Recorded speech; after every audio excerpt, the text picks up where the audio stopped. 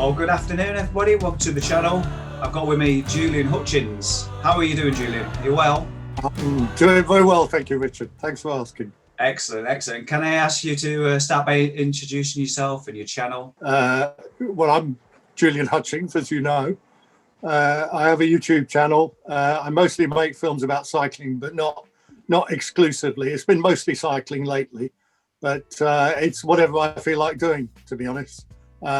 Whatever interests me and might interest other people. How did you first get into cycling? Well, I used to cycle as a kind of teenager and in my early 20s, but then pretty much stopped when I started, working, got a company car, got married, had children, all that kind of stuff. And then about, 10 or 12 years ago, I had a typical midlife crisis. I had a sports car and I had an MX-5. Which I then sold, and I bought an Audi TT. But my wife wouldn't go in the Audi TT. My daughter got her own car, and I ended up with 4 cars.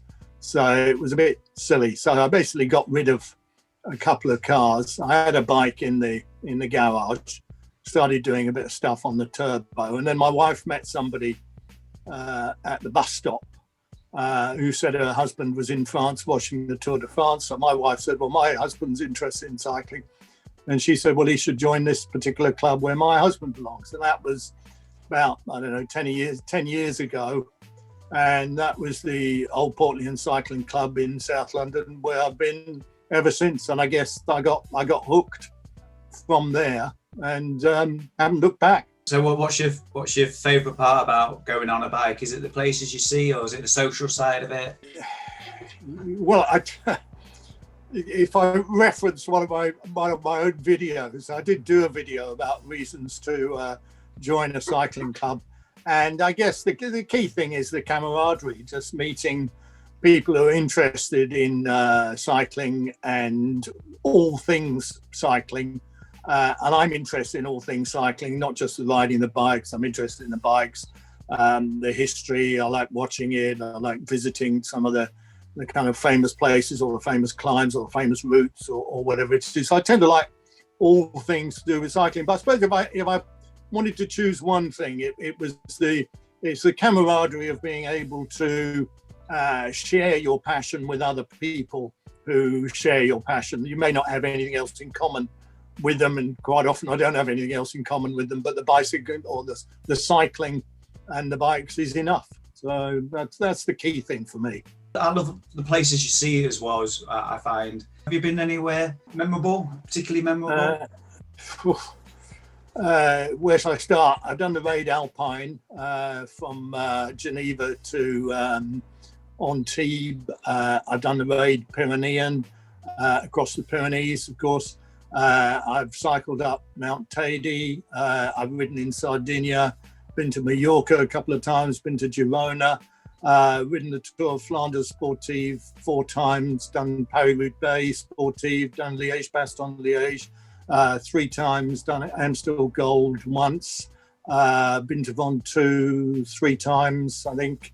I've done quite a lot of cycling. Mostly outside of this country, actually. I haven't done a great deal in this country apart from sort of where I live in Kent. I haven't really cycled. Well, I haven't cycled in the Lake District. I haven't cycled in Yorkshire. I haven't been to Cornwall. I haven't been to Scotland. So this country is one of the few places, well, not few places, but certainly one of the few places in Europe that I haven't cycled much. There's lots of places on there which I haven't yet been to. I'd love to go to those. I'm kind of the opposite. I've done loads of the UK, but not of Europe. This Mount Teide, I'm hoping to perhaps go to Tenerife next year if things are back to normal somewhat. If I'm honest, and I did do a video, again referencing my channel, I did do a video comparing Tenerife, Lanzarote, Sardinia and Mallorca. Tenerife, if I'm honest, as a place is a bit of a dump. Mount Teide is a beautiful place to climb, although it is although there's plenty of different routes, and let's be honest, I've only done one or two of the routes. It's a fabulous place to climb, but the rest of the island is not, I think, particularly interesting. The key place for me, if you want variety in terms of climbing, as well as a great place to visit, is Girona. And I went to Girona last year with my daughter, and I was going to go back there this year until lockdown happened. Mallorca is a great place, but there are too many cyclists. Yeah, very popular. Sardinia, I wasn't particularly impressed with, and Lanzarote is too windy. When you've been out riding about, have you, perhaps in your early days, have you ever bonked? Yeah. It hasn't happened to me. It hasn't happened to me very often, but no, I have bonked. Is that a big thing in your life, bonking? No, it's just something I ask everybody. Oh, I see. All right. One of the three top questions is: have you ever bonked? Yes, I've bonked. Lived to tell the tale. Yeah. and I have two children, so yeah, I've bonked a few times. Often in your own videos, I see you've got in the background. I often see off to your left hand side. You have like books to the side. What sort of literature is it? You're right. Mostly about cycling, but again, not just about cycling. I've always been interested in writing, but you always come up with excuses. You know, you're too busy, or you've got a family, or you've got children, or whatever it is. So when I retired from work, I started doing a lot of writing, and I still really enjoy the writing. If I'm entirely honest, most people, and this is going to sound sort of horrible, most people don't read, and most cyclists don't read. And trying to get people interested in my writing was, and still is, incredibly difficult. And I wasn't prepared, or I didn't put in the effort in trying to market my stuff to get it out to a wider audience. And I was never that interested in YouTube. My son used to watch YouTube all the time, and I always kind of poo-pooed it. But and I suppose partly I thought making YouTube videos was really difficult until I tried it and found out actually it's not that difficult at all. And the thing about making YouTube videos, of course, is people start watching them, you get an audience. And, you know, if 10 people watch one of my videos, then that's probably 10 people more than have read one of my books.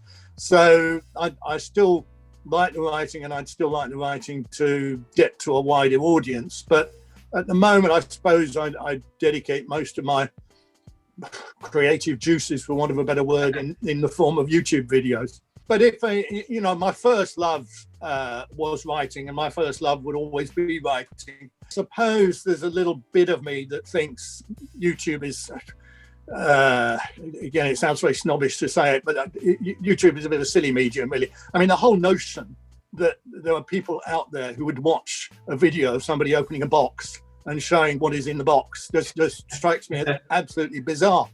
But I found myself hypnotized by unboxing videos, which is why I started doing them. But I can't help what's the word, taking a certain amount of fun out of an unboxing video. So I don't take the medium entirely seriously, which may come as a surprise to you, Richard, but I find it very difficult to take it seriously. And YouTube is awash with people who take not just cycling, but most activities rather too seriously in my book. There is a certain amount of levity that ought to be attached to it. And if I can provide that, well, then that's what I'm going to try and do.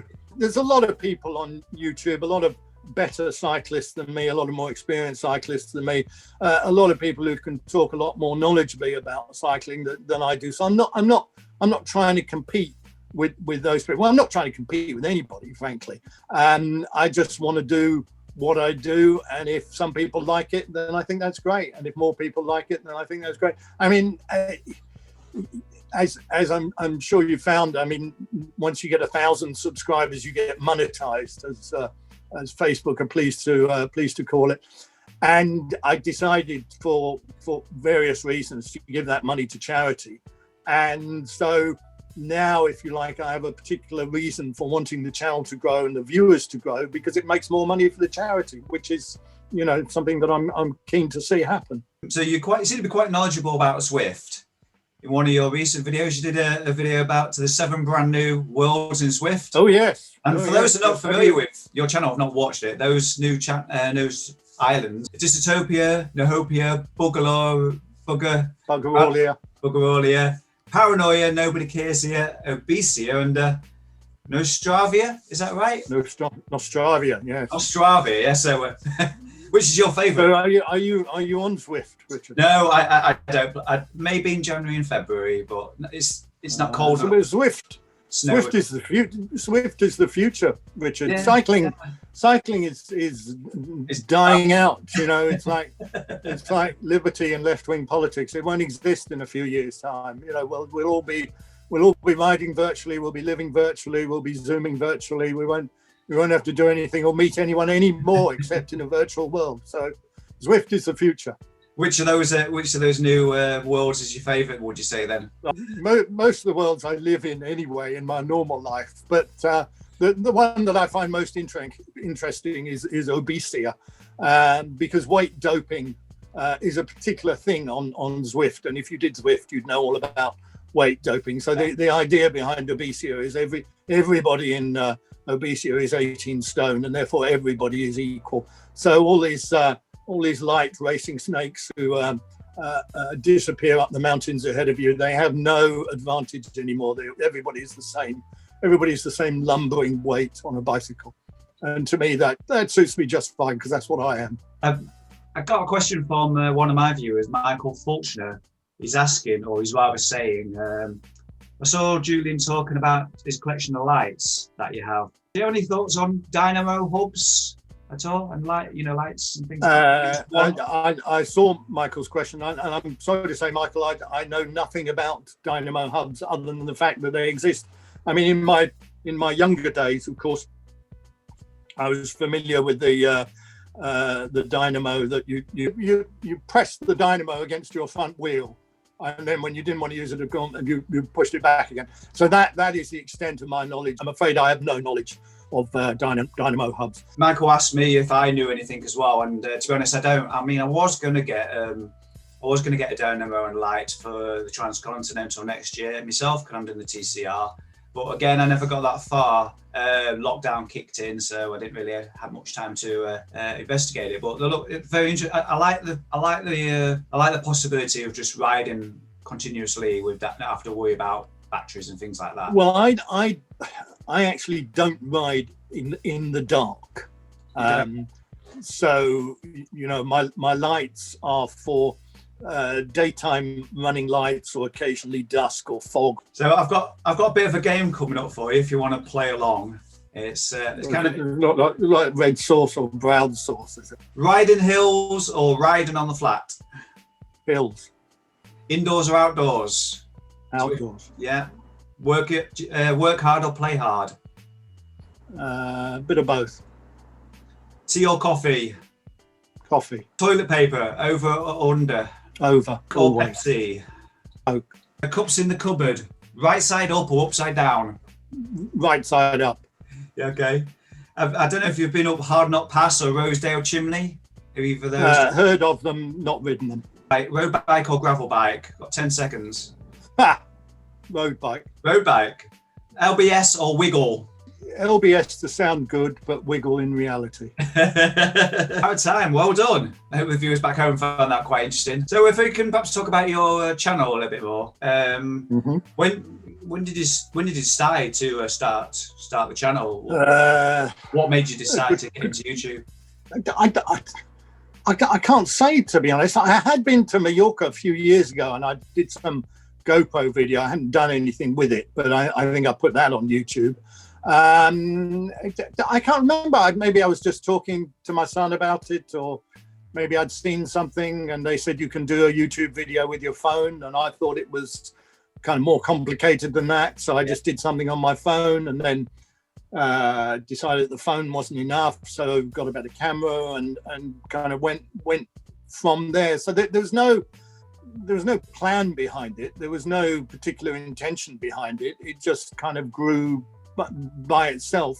And it's only recently, to be honest, that you could say it's taken off because of a video I did about gravel bikes, which for some reason has touched a nerve. And so far 90,000 people have viewed it. So it's really on the strength of that I got a lot more subscribers. I got monetized. I could do something for charity. I started to do a lot more videos. I suppose I did a lot more videos mainly because of lockdown. I wasn't really doing much else. So, the last couple of weeks I've done kind of like a video a day. But generally, I just do one when I feel like it. I know you're supposed to, get used to posting it regularly so your audience get to know you and so forth. But I can't be asked, to be honest. At the end of the day, it's. Sorry, can I say that? Can I say that on your channel? Of course you can. You've got to enjoy what you do, haven't you? So. Well, yeah. I'm the same. I don't keep a strict schedule. And I certainly don't want to be doing 7 days a week and living on YouTube like a lot of people do. Can you share with viewers any sort of creative process that goes into your videos, where you get your ideas from? I think one of the things I think that's very important is audio. And you don't have to watch many videos before you realize how important audio is. So I've tried to get the audio better, because that wasn't very good at the beginning. It's a lot better now, partly because I'm in my garage and there's less extraneous sounds going on. In terms of ideas, at the moment, quite a lot of ideas are suggested by my viewers or are suggested by things that I see on YouTube. For example, there is a certain person whose name I won't mention, and I happened to see that he did a video about how to clean a gravel bike. And I thought, are you having a laugh? You clean a bike like you clean a fucking bike. You don't need a special gravel bike cleaner. But then I thought, well, maybe you do need a special gravel bike cleaner. So I did a video about how to clean a gravel bike. And as it turns out, you do need a special gravel bike cleaner. You do need gravel water. You do need a gravel brush. You do need a gravel polish. You do need a gravel cloth. And so cleaning a gravel bike is not like cleaning any other bike. And one of these days I may do a video about how to clean an e-bike, because that's a special cleaning process. So that idea was suggested by seeing somebody else's video. Somebody else then actually sent me a tweet about an ASOS towel. I think it's an indoor towel, but it's a towel anyway that ASOS was selling for 90 quid, and said, why don't you do a video about this? And that inspired one of my videos about 7 cycling items you don't need but really, really want. So I am very, very grateful to my audience for suggesting or what's the word, just mentioning things that can then turn into videos. So where do the ideas come from? They just come from all over the place, Richard. What have I learned? Sound is important. I'm not particularly good at editing. I can do basic editing. I would like to be more, I suppose, inventive and skillful at editing, but I haven't kind of got round yet to developing that skill. And I don't particularly like having too much music on my videos. And in fact, most of my videos don't have any music at all. And I did a poll on my channel about a week ago saying, would you like there to be more music on my videos? And the majority of people said no, which I'm quite pleased about, because they're not going to get it. Music's one of those things. If you do have it, you need to be clever about it and be subtle. It doesn't want to be in your face, does it? I think a lot of YouTubers perhaps use music because they don't actually have anything to say, but I couldn't possibly comment. In terms of editing and things like that, Julian, I notice a lot of your videos are done in one take. So you've obviously got lots of confidence in front of the camera. I mean, for me, it'd take forever to do what you do. I'd be stopping and starting. So maybe you've got a really good strong sense in front of a strong strength in front of the camera than you have. Well, thank you, Richard. I mean, partly that is practice. I mean, I used to in my job to do a lot of presentations, and the majority of those presentations were off the cuff. So I have got experience of doing that. I find it very difficult if you try and write a script, you can't read that script because you just look like somebody reading a script. You can't memorize the script. So at the end of the day, I'd rather have just perhaps a few bullet points or no bullet points at all, and just extemporize to the camera. And if I'm lucky, something decent comes out. And if I'm lucky, I put it up there anyway, because they're not going to notice. When you do bring something together on video, the art is to just try and get the message and the story across. And if there are blunders and things like that, it's part of your character, isn't it? Oh yes, I mean, I quite often stumble over my words because I'm making it up as I go along, but I leave that stumbling in. So instead of having a kind of separate blooper reel at the end, like you have in movies, my blooper reel is throughout the rest of the video. Yeah, so that's how I do it. So that's what works for me. It doesn't necessarily work for other people. I did have one person who, and this absolutely enraged me, who left a comment along the lines of why are you acting like an American and constantly doing these pieces to camera? And I said, pieces to camera is what I do. Yes. Pal. If you don't like it, And he said, you're losing viewers. And I said, Godspeed. The size of the audience out there for cycling is massive, isn't it? Yeah, it is massive. There are some YouTubers who seem to have enormous audiences, sometimes for reasons that escape me.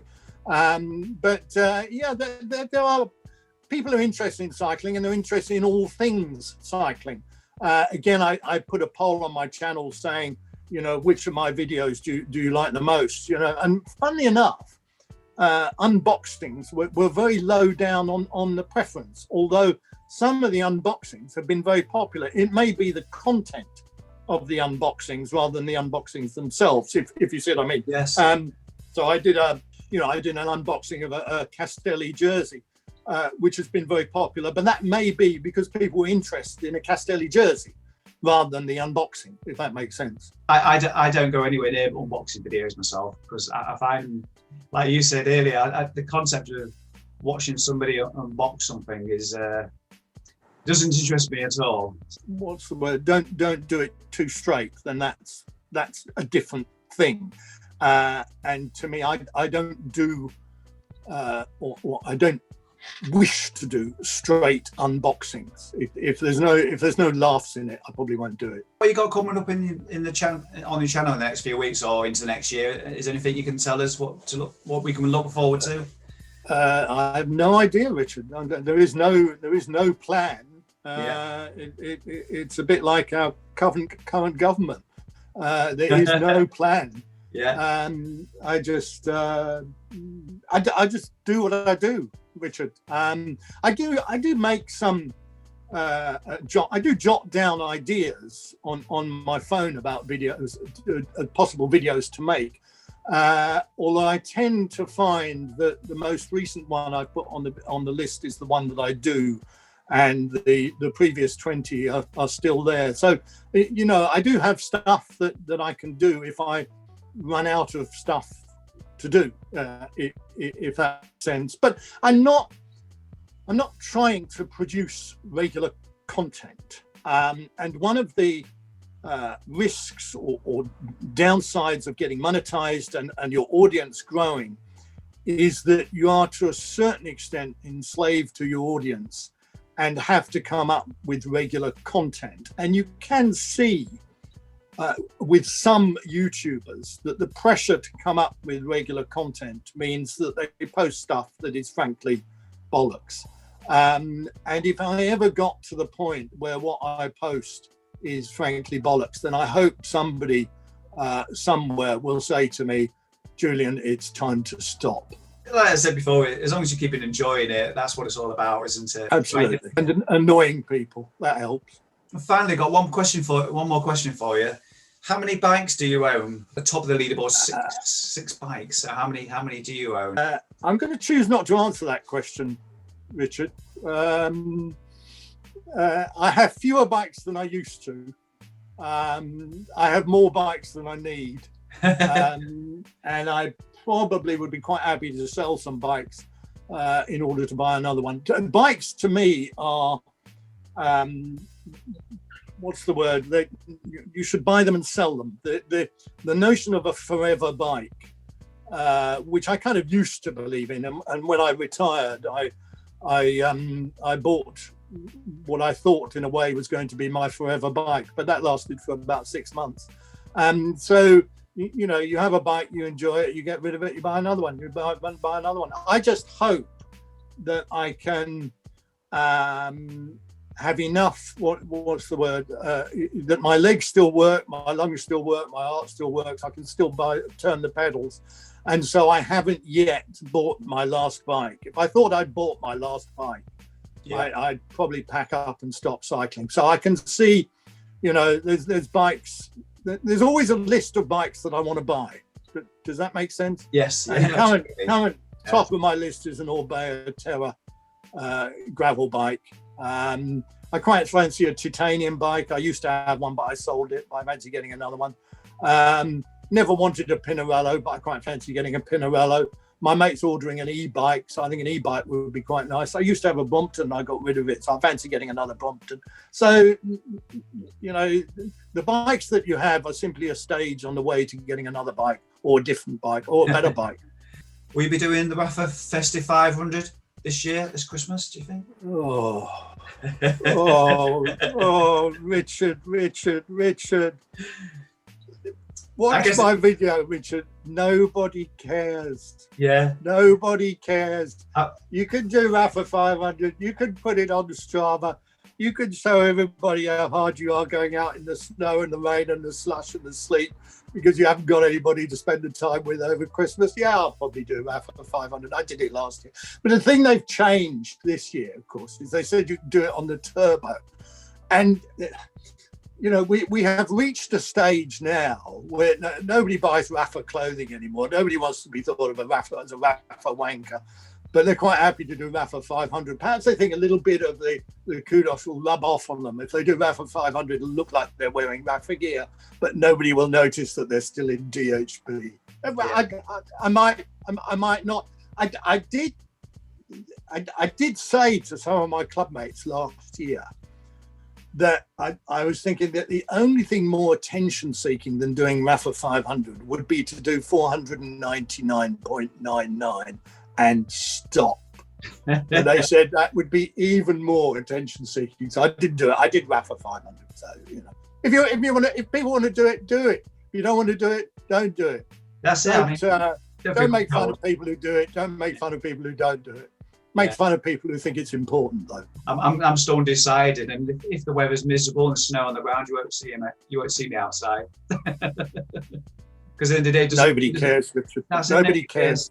That's the motto of my life, and it's the motto of my channel. It's great to have you on the show, Julian. You've been a brilliant guest. I've loved all your answers to your questions. It's great. I hope viewers back home have enjoyed it as well. I want to put any comments, questions down below.